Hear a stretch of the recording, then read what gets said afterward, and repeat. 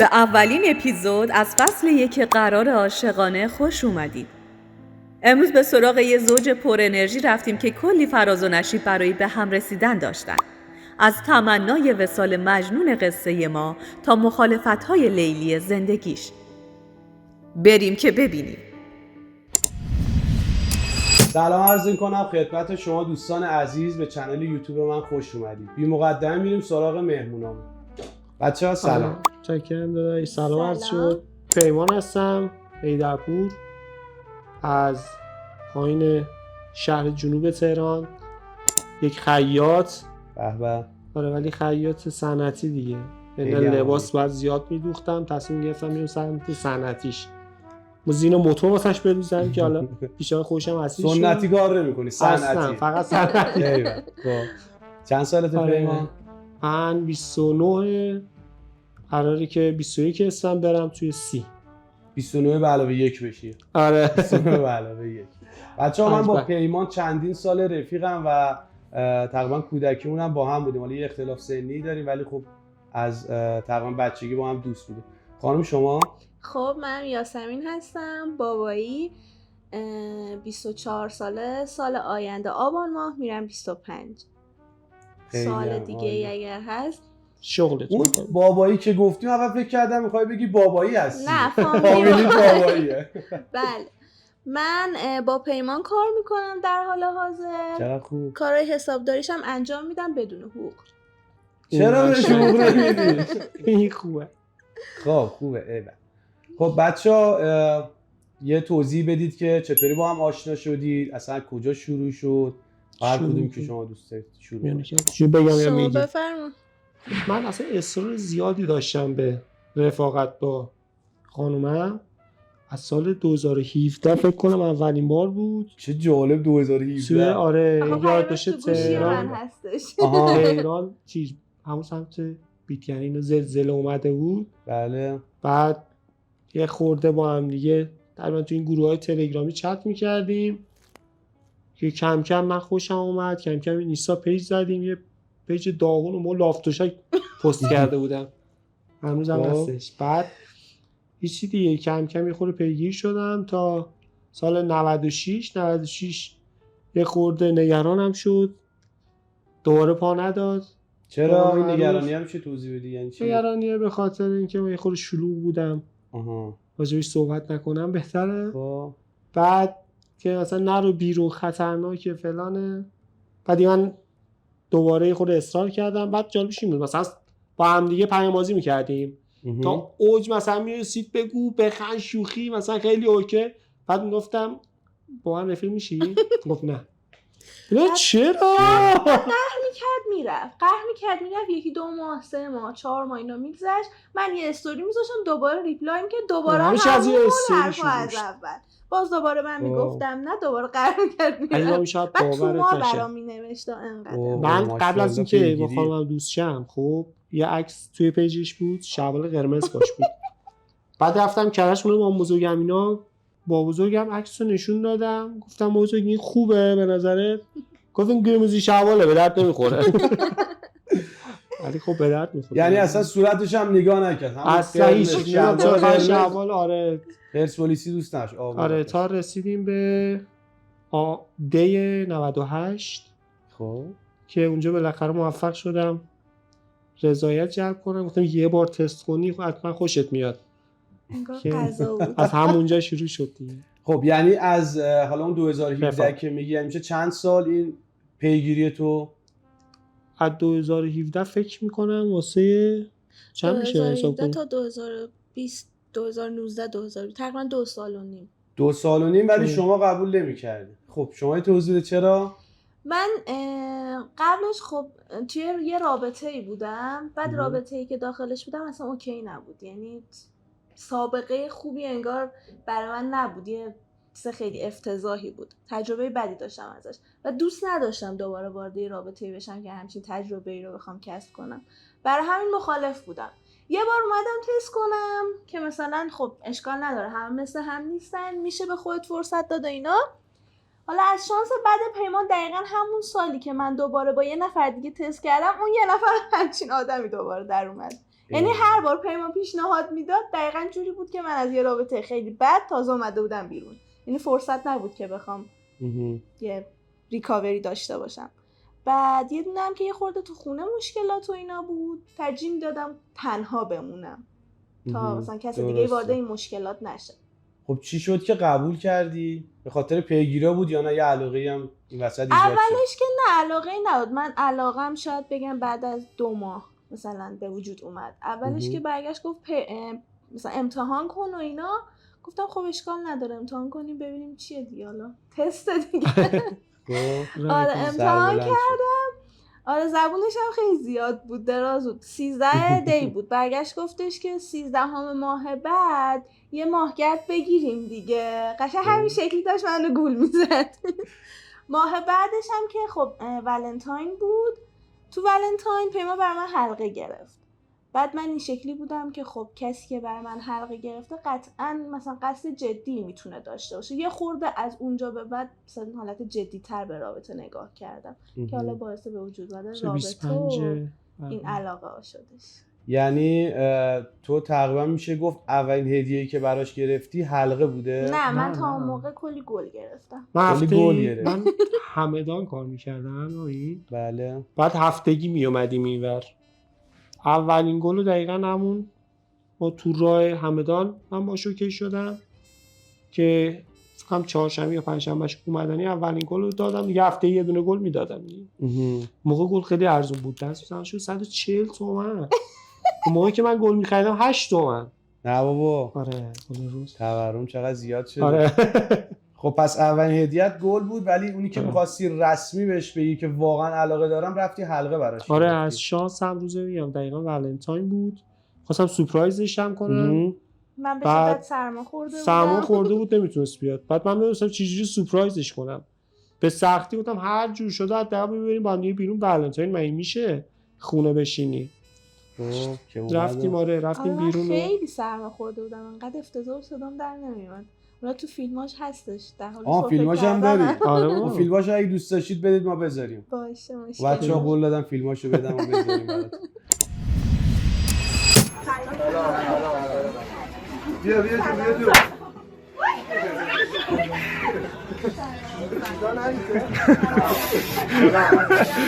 خودتو نکش.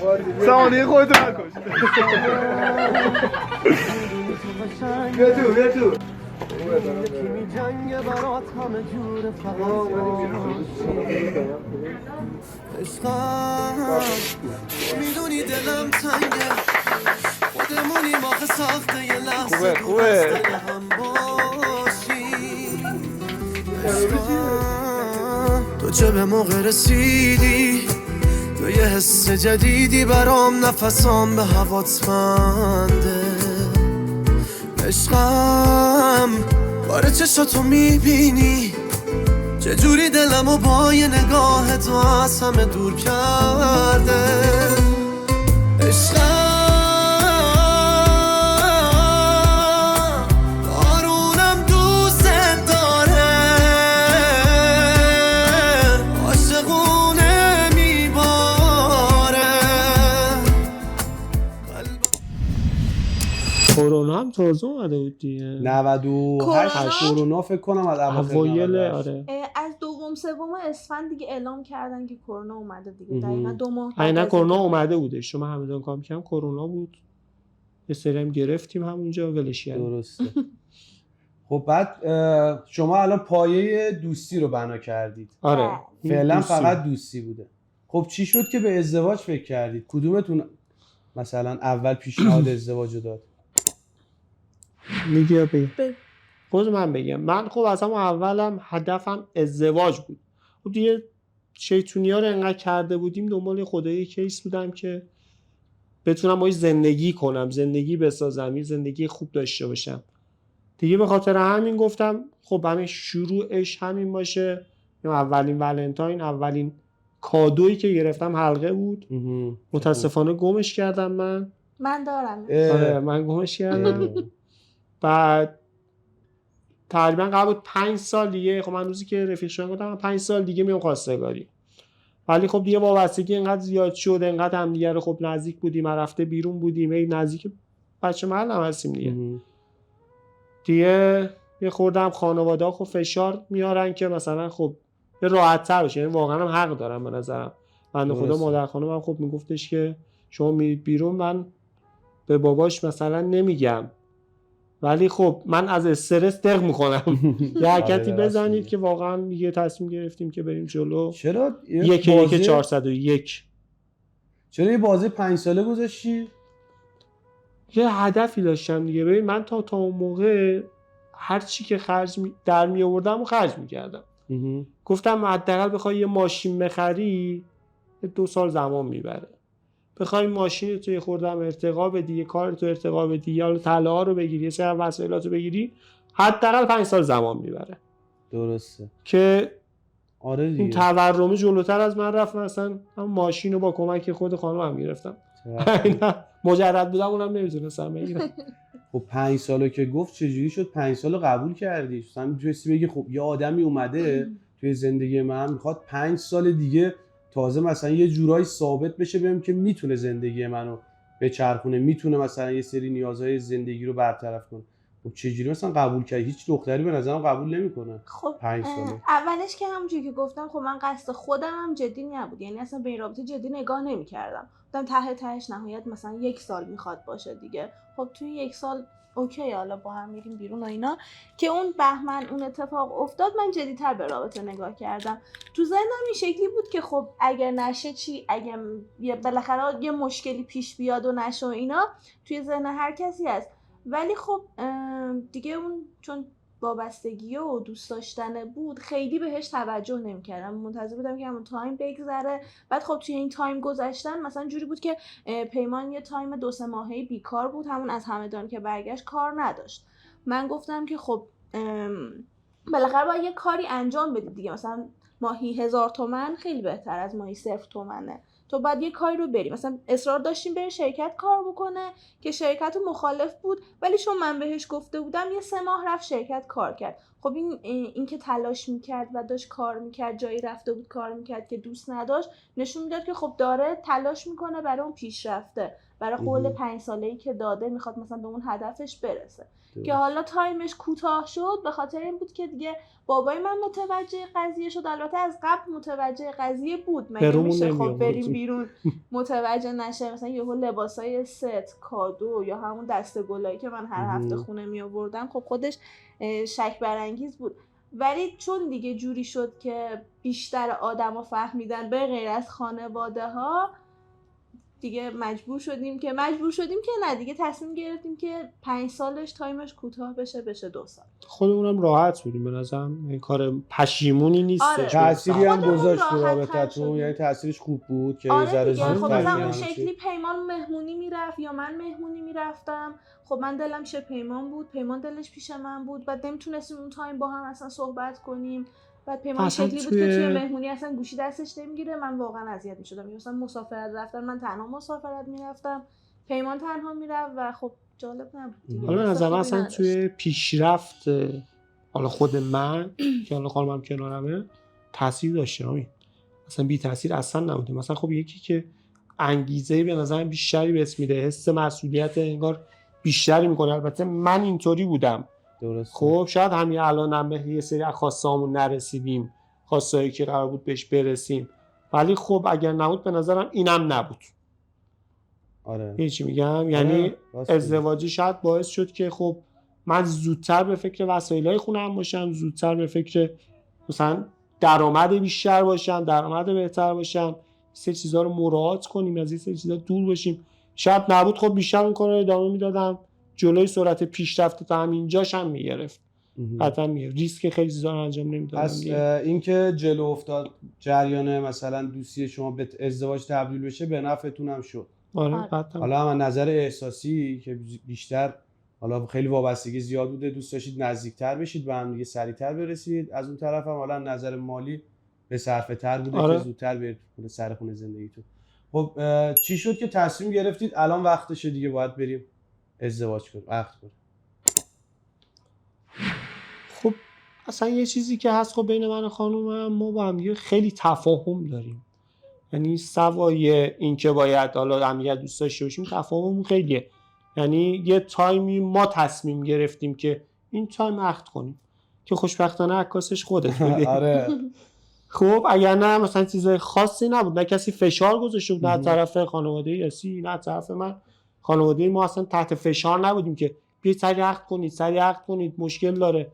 ما بدون صیغه هم تقریبا کارمون انجام داد، یعنی باید بدون صیغه کلا رفتیم تو روند آزمایش، فقط به خاطر آزمایش صیغه دادیم، یعنی کسی مشکل نداشت که حتما صیغه کنید بعد برید با هم دیگه. نه، من حتی پدر خانومم خدایی دمش گرم داشت، یعنی به خود خانومم گفته بود میدونم باش دوست بودی ولی بگو بیاد خونه خودمون با خواهرش بیاد بشین دوباره سنگاتو وا بکن، مامانت الان میخواد باشه نباشه خجالت میکشی نباشه من نیستم.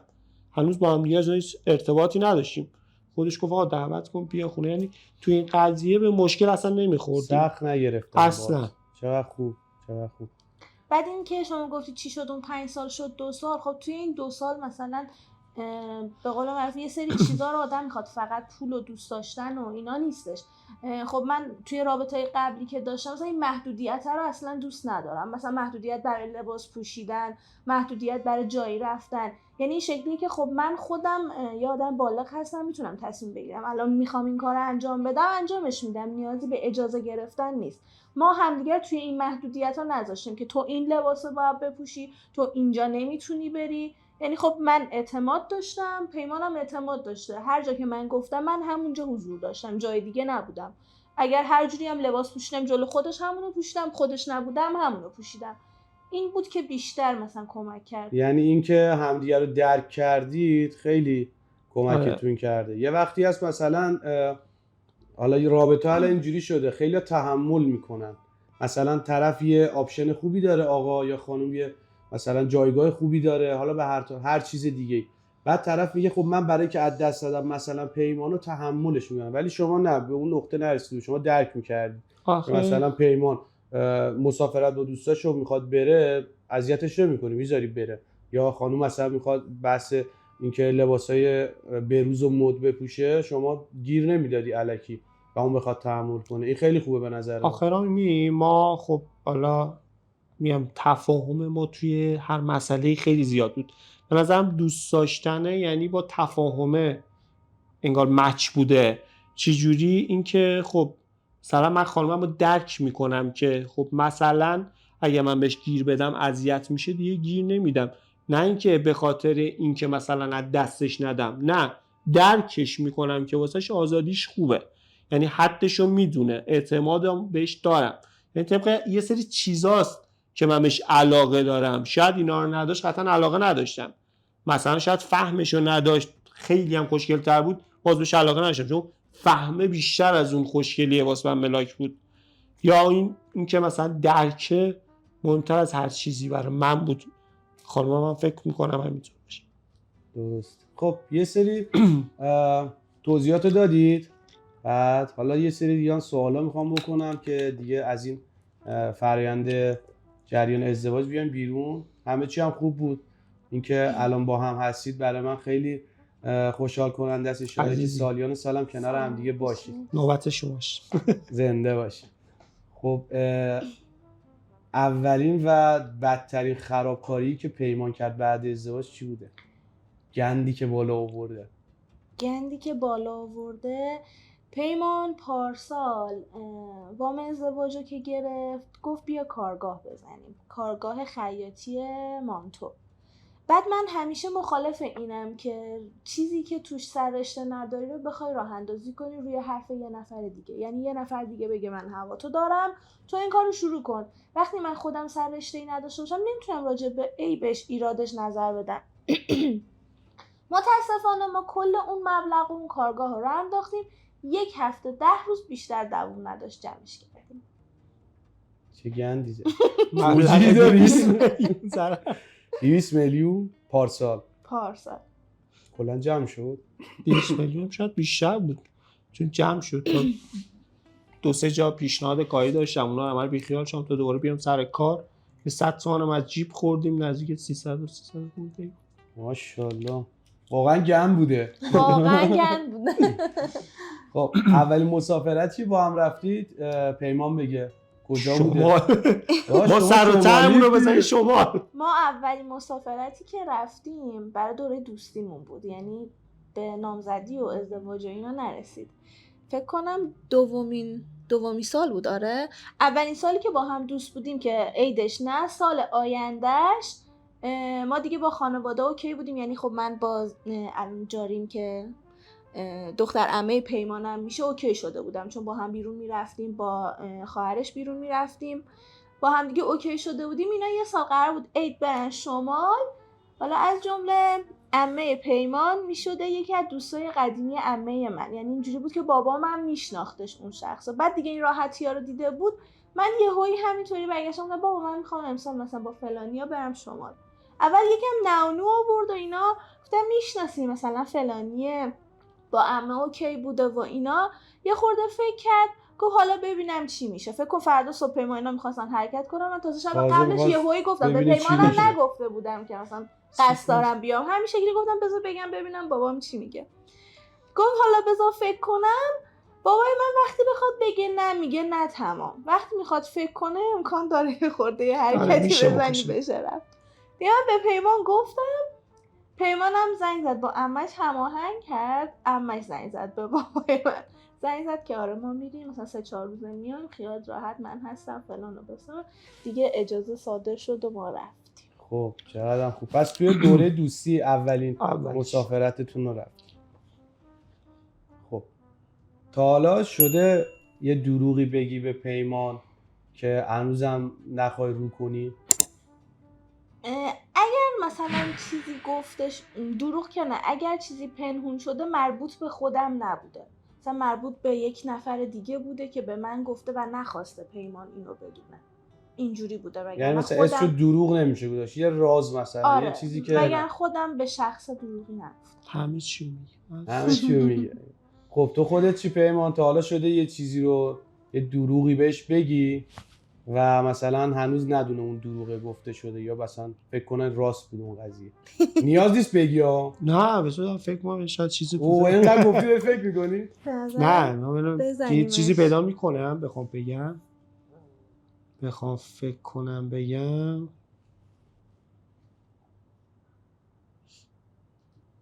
یک سال گذشت. آره یه خورده سخته. این تنها دروغی که شاید یاد نمیاد دروغ گفتی یا نه؟ خب دروغ نگفتی شاید. دروغ نگفتم. آره گفته بذار بگه تازه داره نرم میشه. فکر کن دنبال این چیز زبون بریزم، اینا دروغ نگفتم. چرا دیگه دیروز دروغ گفتی دیگه. دیروز گفتی من ساعت 5 از سر کار میام، ساعت 4 اومدی. دروغ زیاد گفتم. این که دروغ نیست که. تا ته بزرگیش همینه. یعنی بزرگترین دروغ هم شاید این باشه مثلا به گفته باشم بهش مثلا خیلی دوست دارم، ولی خب از خیلی هم یه خورده بیشتر دوست داشتم. دیگه بعد خفن تر از این نمیشه. خانم اگه یه روز قرار باشه با یکی از اعضای خانواده پیمان مسافرت بری، با کی دوست داری بری؟ من هم با جاریم دوست دارم هم با خواهر شوهرم. اینقدر رابطتون خوبه؟ خیلی. برعکس همه عموم جامعه. پیمان چشوش اینجوری شد؟ دقیقا ما تمام مسافرت هامون با همه، یعنی هستن بالاخره. یعنی یا جاریم هست یا خواهر شوهرم هستش. نه الان با فاطمه با نیلو نمیسازیم. نه اینکه اوکی انا خیلی اوکی. یکم تو مسافرت نمیدونم آقا هوا رو تاثیر بد میذاره. آقا ولش کن، یه تیکر نگو ولش کن. همش میره من داشتم درستشو میگفتم، حالا یه 2 بار پاچه همون گرفتیم که نباید بگیم. آخه خب مسافرت، حالا راستشو بخوایم بگیم مسافرت با داشینو زیاد نرفتیم آخه. آره بیشتر با خواهر شوهر فاطمه بیشتر فاطمه همراه ما بوده کلا. خب پس دوست داری اگه یه روز مثلا با یکی تنهایی از خانواده‌شون بری با آره فاطمه؟ من پیش اومده با پیمان مثلا دعوامون شده، ماشینو برداشتم، فاطمه رو برداشتم، رفتیم دور. تازه یه بار تصمیم گرفته بودیم دوتایی با هم بریم لنگرود، به پیمان نگیم، ولی خب دیگه پشیمون شدیم برگشتیم. ماشینو برداشتید آهنگ کردی هم گذاشتید؟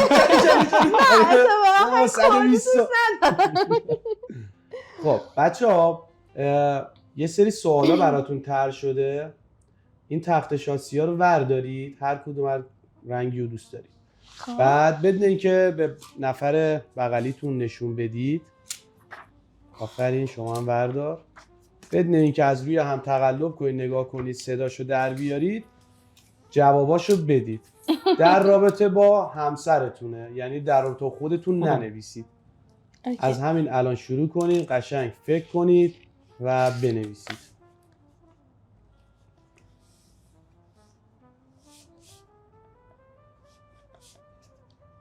اینو تو میخوای بخونی یا من بخونم؟ چون من یه جوری بنویسم که اگه تو میخوای خودت میخونی. خودم خب. آره. اینو خودش میخونه، تبعاتش هم خودش قرار گردن بگیره. دست خط داشت دکتریه. بچه‌ها تا دوستان دارن سوالا رو مینویسن و جوابا رو میدن، میخواستم توضیح بدم که پارت بعدی همین برنامه، این الان اپیزود 1 از فصل 1 ما برگزار کردیم، میریم سر یه چالش فوق‌العاده بامزه و خنده‌دار. حتما تا انتهای این برنامه کنار ما باشید.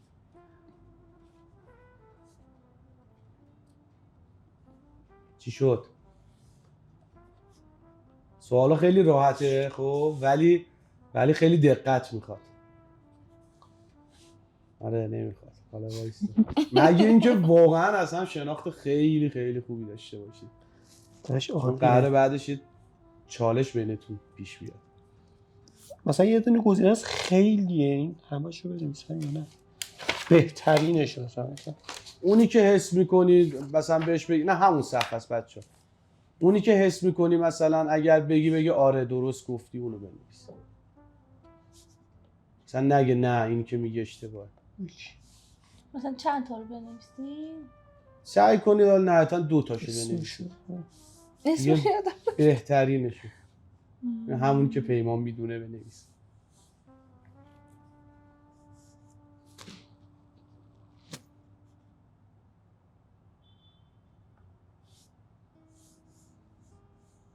اب نداره، همون یه دونه رو بنویس. اون یه دونه رو نوشتم. دومی هم لابلای صحبت های احتمالاً متوجه بشیم. خب چی شد؟ استوب کنیم؟ یه دونش مونده. یه دونش. اسمشو یادم نمیاد.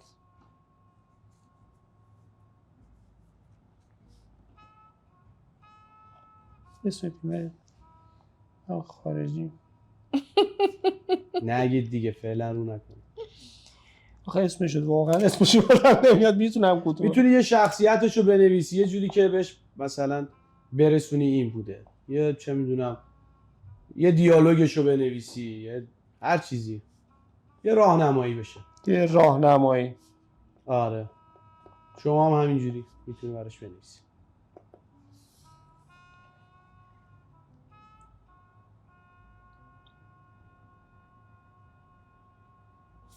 به نظرم کافیه. چه تخمونشم. خانم شما هم اوکیید؟ تمومه؟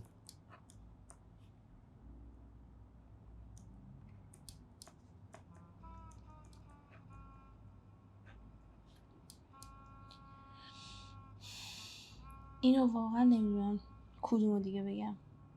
یه مورد موردهای زیادی ننویسید بچه. خب خانوم سوال اولو میگه، سوالی که متن سوالو میخونه، جوابش هم میگه، واکنش پیمانو میبینی ببینی درست بوده یا نه. خب اول من بگم. بله. رنگ مورد علاقه. خب بگو چی نوشتی برای پیمان. من بگم صورتی قرمز، رنگای روشن. درسته. خب شما چی نوشتی؟ رنگ مورد علاقه سبز. سبز دوست داری؟ خب پیمان سوال دوم با جوابتو بگو. غذای مورد علاقه داداش همه غذا مخصوصا غذای شمالی و کباب. همه غذای بد نمیاد. درسته. خب بذار یه کار دیگه کنیم. شما سوال غذاتو بگو، بعد جواب پیمانو بشنویم، بعداً با مال شما مقایسه کنیم. آره یعنی جواب خودشه. جواب خودش. خب غذای مورد علاقه چیه؟ غذای مورد علاقه من واویشی است. غذای شمالی دیگه. خب بعد ماکارونیه. خب شما چی نوشتی؟ من همون واویشکه که پیاز خورشتم بهش میگن و نوشتم با کوبیده. میام نگاه میکنم. خب سوال خانم، سوال بعدی. خب قد چند عزیزم؟ قد الان تو باید بگی قدم چند؟ قد تو رو بگم؟ نه بذار قد شما رو ببینیم درست حد زده یا نه خانم. قد چقدره؟ قد من آره دقیق 180. 180. خب شما بخون مال خانم. 171. نه اشتباهه. چند سانت؟ 168. بلندت کردم میگم باید بگی باشه. آقا چرا پس میگفتی که من دارم با قدر تو خدا اینجی نگه وجب نگه عرضم نمیدونم. خب اینجا رو نه پس نمیدونم قد خانمتون نمیدونستی. آره. خب سوال بعدی خودت بپرس. آهنگ مورد علاقه من. خب خانم چی نوشتی؟ آره. آهنگای یوسف زمانی. آره خودش. راستو رو بگم شاد میگه این دوست دارم منم دوست دارم خدایی. شاد مهره؟ ولی یوسف زمانی همه آهنگاش. خب شما نه بگو آهنگ خانم. خاصی نبود که بخوام اون آهنگ. سوال بعدی خانم بگه. فصل مورد علاقه چی عزیزم؟ نه فصل مورد علاقه تو رو باید بگم من بابا. نه پاییز. بابا شناختی که من به تو دارم باید بگم. نه دیگه من میپرسم تو جواب میدی. خب خودتون حلش کنید با هم. من از تو میپرسم تو جواب میدی، جواب خودتو میدی که تو چی دوست میخوای داری. درست من میبینم من درست گفتم یا نه. خب الان فضولی نکن. درست نمیشی آخه. خب دیگه درست نمیشم. خب بگو ما متوجه شد. بچه‌ها برنامه متوجه نشدن دوستان. خب چی من بود؟ از پیمان میپرسم، پیمان جواب خودشو میده، بعد من میگم جوابمو که پیمان ببینه من درست گفتم یا نه. خب اوکی؟ الان فصل رو بگو. فصل مورد علاقه بهار. من نوشتم بهار. فصل مورد علاقه خانم من پاییز. ببین اول باید وایسی من بپرسم تموم شه بعد تو بپرسی. کنجوری بریم جلو. آره اونجوری بریم جلو. کشوری که دوست داری؟ که آلمان.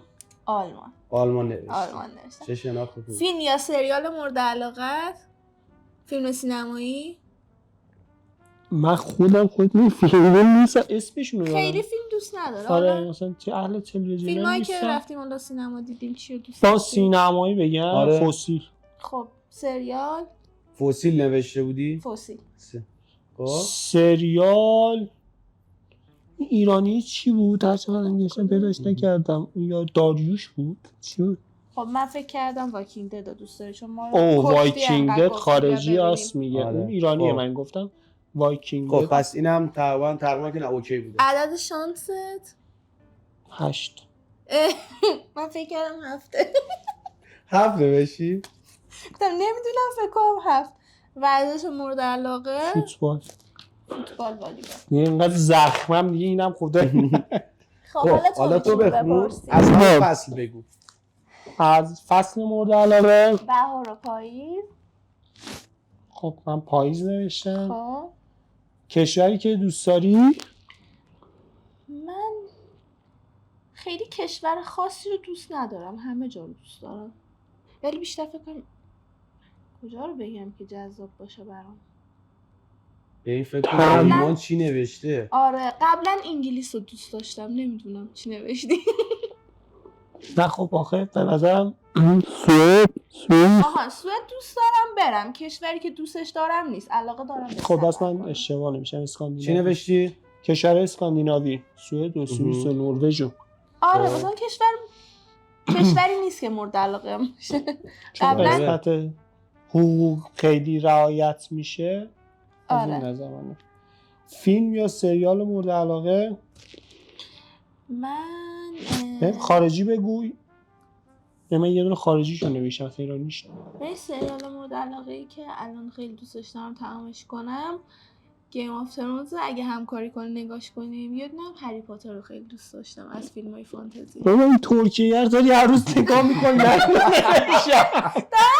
میکنم دلیل نمیشه دوستش داشته باشم خیلی که پیگیری با وسط خب باشه، قضیه. چیه فیلم ترکیه من چیه؟ نمیدونم اسمشون قبلا نشون میداد کارا سفدا.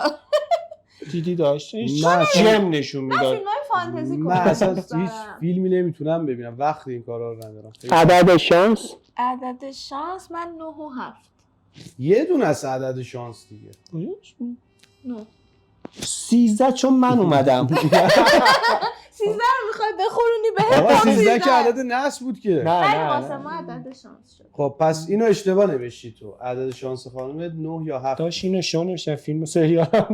خب طبق نمیشه. آخه پیمان خیلی فیلم و سریال نگاه نمیکنه. آره ورزش مورد علاقه والیبال و هندبال. والیبال داشت نگاه داشت. والیبال درسته. خب امتیاز میدم بهتون بعد نگاه مرسی. می‌کنم. خب عالیه بچه‌ها مرسی دستتون درد نکنه. خواهش میکنم. خب برنج حسین املا باحال بود. اینکه گفتی ترکیه ببینی همش ترکیه میبینه.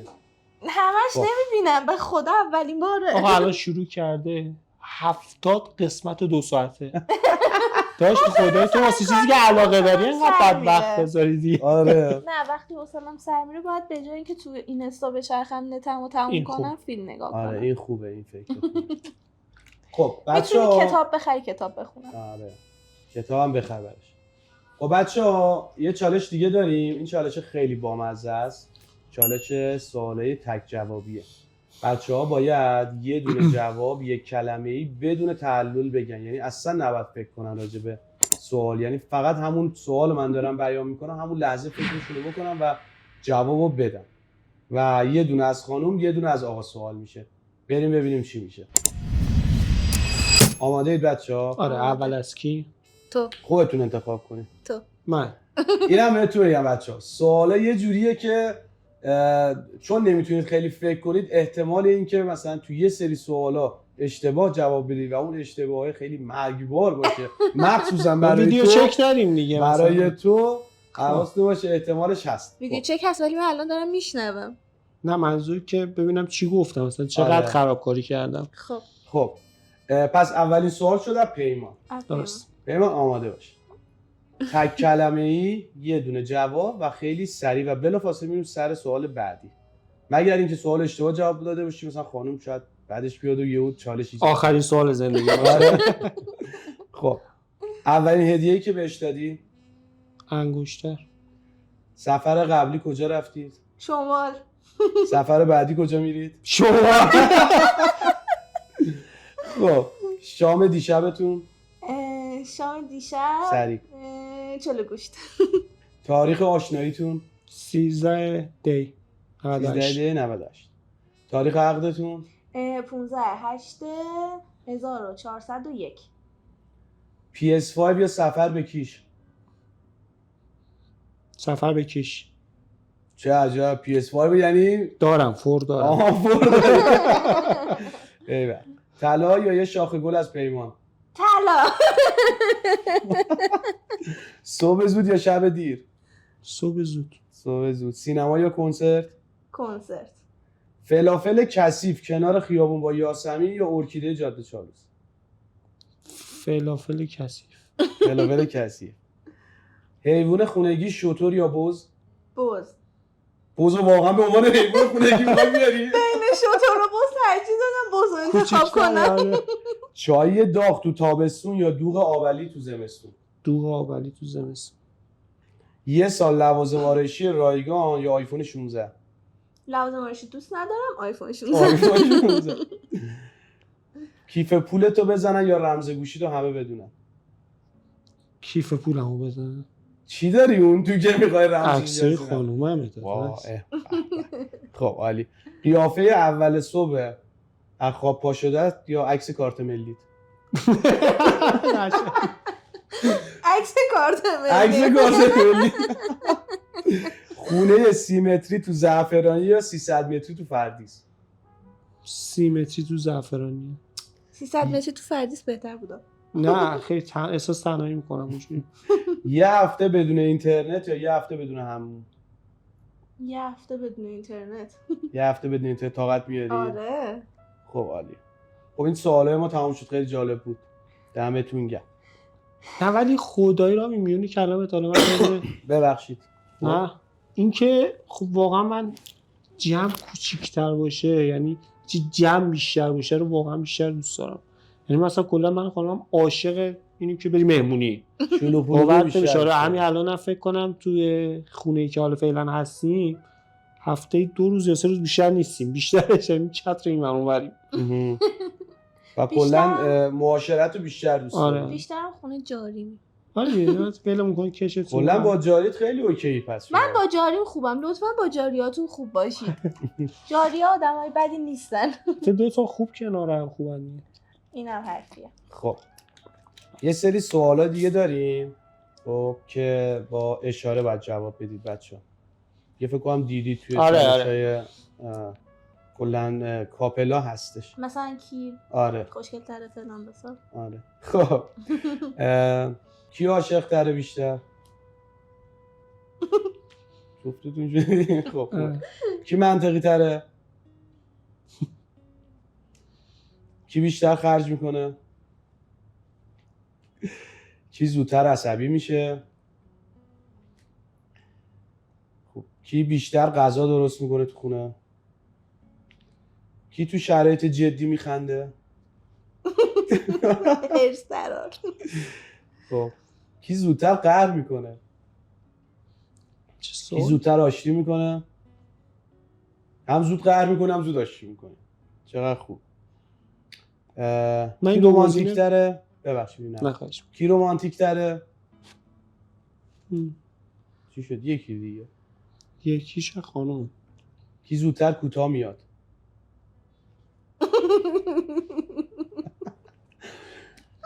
خب خوبه جالبه. به قول شاعر کوتاه میاد کوتاه بیاد. خب کوتاه نمیاد. شام. خب بچه‌ها این چالش هم اوکیه تموم شد. شام نداریم. بچه‌ها یه چالش داریم خیلی مهمه. این چالشی که می‌خوایم الان برگزارش کنیم خیلی چالش مهمیه و یعنی یه خواسته‌ایه که باید انجام بدید. یک بار خانم انجام میده، یک بار آقا. یه خواسته‌ای که ناخواسته باید انجام بدید. اول تصمیم بگیرید کی انجامش بده. پیمان. خب قبلش یه سوال باید بپرسم. احتمال اینکه خانواده‌هاتون الان کنار هم باشه چند درصد؟ الان مثلا کنار هم تو خونه باشن؟ هیچ. خب پس جدا هم خانواده. الان ایشون مثلا خونه‌شونه ایشون. خب گوشیتو وردار پیمان. زنگ میزنی به مادرت، میذاری روی آیفون، میگی ما میخوایم بچه دار بشیم. نظرتون چیه؟ یه سری من چالش رفتم باور نمیکنم. خب بریم ببینیم چی. یاسمین استرس گرفت. دارم میگم مثلا با فوش مش میدم. راست میگه. گوغ میذاری. الو سلام نمه چطوری؟ خوبی؟ کجایی؟ خونه ای؟ آره. اما کی هست؟ خالازر. آها میتونی صحبت کنی؟ آره بگو. چی ماما؟ بله. چیز ما و یاسی تصمیم گرفتیم بچه بیاریم. غلط کردیم هیچ با خود مهربون‌تر. الان نکه عروسی بگیریم بعدا. عروسی بگیریم بعدا. الان بخوایم بیاریم چه اتفاقی میفته؟ الان عروسی بگیر. الان بیاری. الان عروسی بیاریم. ما آروم نفس عمیق بکش. من راهنمایی کن. خب الان میخوایم بیاریم چی میشه؟ باید فردا عروسی بگیریم دیگه. چی میخواد بشه؟ آمادگیشو داری؟ کجا بریم پسرم دور لباسم تو؟ چی گفت پیمان؟ کجا نمیدونم دلار نمیخواد وایسی. عمت هم معرفی کنی فکر کنم جای خوب باشه. نه من نمیدونم خودم برم دور لباسم بسر بگیرم. یه خونه حرف میزنه. حالا چی شد؟ هیچی خداحافظ. بگو که فهمید. ببین اون بنده پارت آخرش خیلی جالب بود. خب نوبت شما. زنگ بزن به حالا مامانت و بگو این جریان. بگو مامان میخوام بچه یه چیز من جالب بهت بگم. یه چیز جالب بهت بگم. یه سری ما این چالش رو رامین قبل از اینکه زنگ میزنه من و یاسی کنار هم داشتم اینا بودیم. به من زنگ بزنم. هم رفیق بودیم. یه زنگ زدم 2 نفرشون خیلی جالب بود و فقط میخوام بگم. زنگ زدم خالم خونه زندای مینا بودش. زنگ گفتم خاله خوبی؟ یاسی حامله است. چیکار کنم؟ بعد هنوز رفیق بودیم، هنوز ازدواج هم نکرده بودیم. گفت طلا بیا، آره طلا اینجا میرم واسه یه جا خوب پیدا میکنم. گفتم خاله طلا نمیخوام که، خاله یاسی حامله است، من کجا دارم سختش کنم؟ بعد یهو رفتیم گفت بابا اینجا زشته، نخواستم اینا بفهمن. میدونم چی میگی، بیا اینجا یه نفر هست. چه پایه بوده.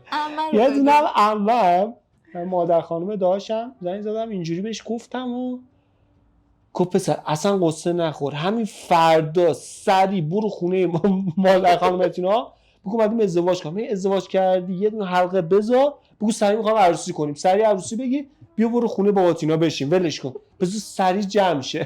پرخرج ترین حالت ممکنم. آره دقیقاً گفت سری همه چی رو جمعش کن. خب بریم سراغ رمزم مامانش بگه. مطلب. آره با کی راحت تری با بابات راحت نه تری همینو بگه. نه آره بگه ما تصمیم گیریم. برام گفتم اگه خانواده‌هاتون نزدیکن بگید. جانم. سلام خوبی؟ سلام قربونت، تو خوبی؟ میتونی صحبت کنی؟ جان چی شده؟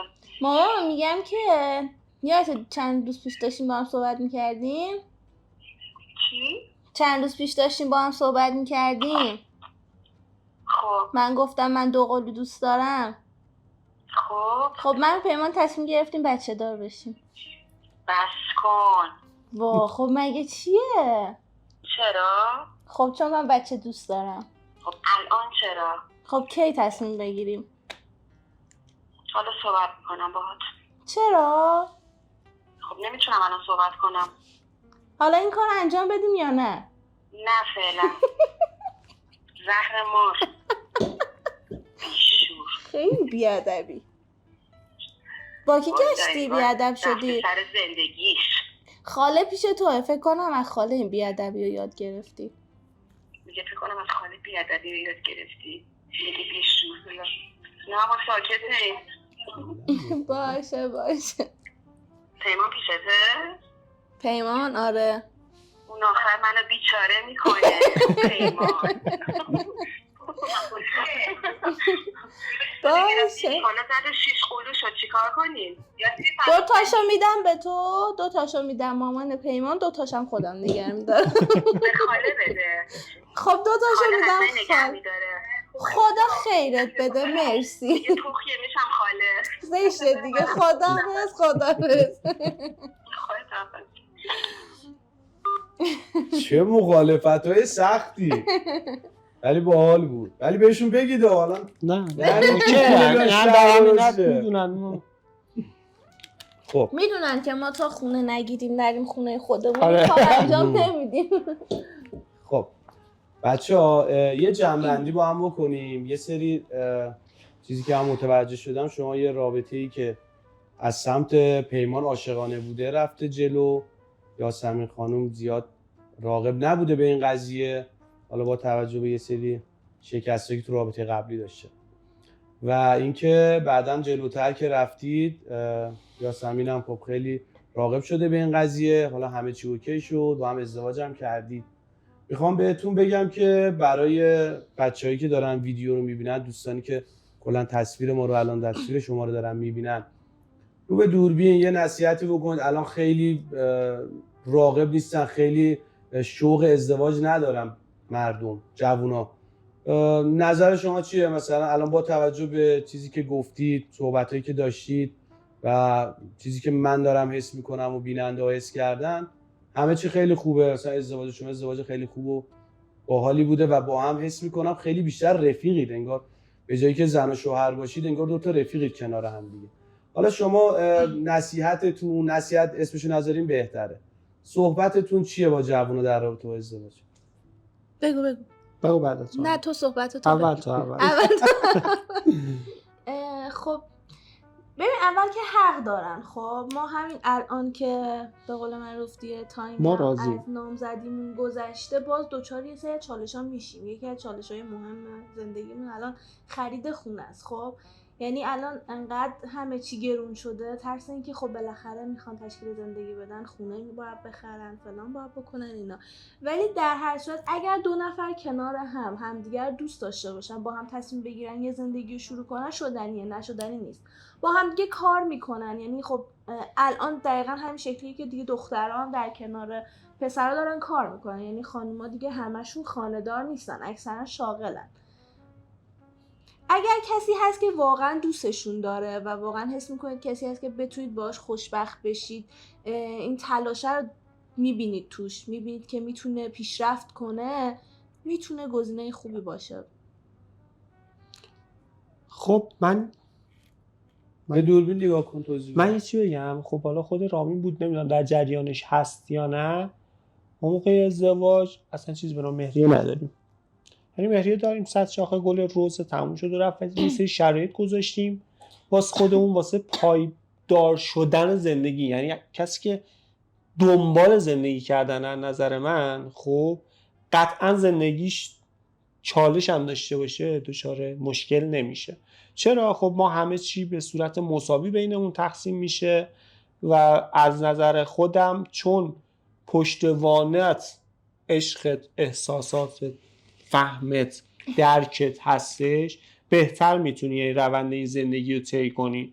یعنی جوری هستش که به نظر من یه جای خدایی نکرده به مشکل بخوری، میتونی بگی که خب ببین آقا تا الانش هم با هم ساختیم، پس از این به بعدش رو دوباره میتونیم با هم دیگه بسازیم.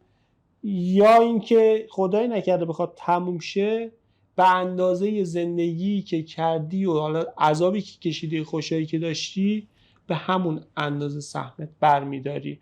ولی از نظر فقط میتونم بگم که تنها توصیه‌ام این که زندگی بر پایه علاقه، یعنی قلبی تصمیم نگیری، یه خورده عقلی هم تصمیم بگیری.